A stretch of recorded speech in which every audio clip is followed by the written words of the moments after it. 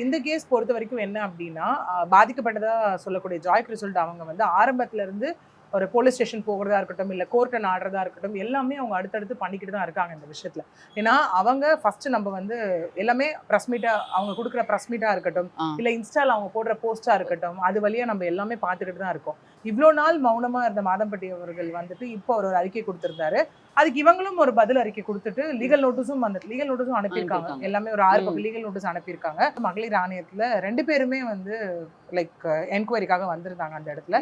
Summon அனுப்பப்பட்டிருந்தது. But ஒரு twist என்ன அப்படின்னா, மாதம்பட்டி வந்து அவருடைய மனைவியை கூட்டிட்டு வந்திருந்தார். முதல் மனைவியான லைக் ஸ்ருதி கூட அவர் வந்திருந்தாரு. ஸோ இவ்வளோ நாள் இவங்களுக்கு அது தெரியுமா தெரியலையா, அவங்களுக்குள்ள டிவோர்ஸ் ஆயிடுச்சா இல்லையா, என்ன ஏது எல்லாமே தெரியாம குழப்பத்துல இருந்த ஒரு விஷயம் மேலும் இப்போ வந்து குழப்பத்தை உண்டாக்கியிருக்கு அப்படின்னு தான் சொல்லணும் இந்த இடத்துல.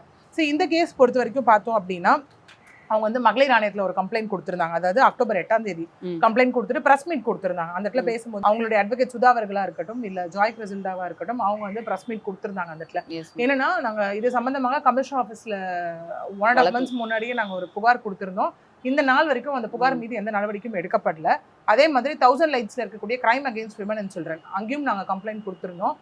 இவங்களை வந்து காலைல 10 to 4 மணி வரைக்கும் உட்காந்து விசாரிச்சாங்க. ஒரு தண்ணி கொடுக்க கூட வழி இல்லாம அந்த இடத்துல இருந்தது. நாங்க எல்லாம் என்கொயரிக்கு கோஆப்ரேட் பண்ணி எல்லாமே பண்ணோம்.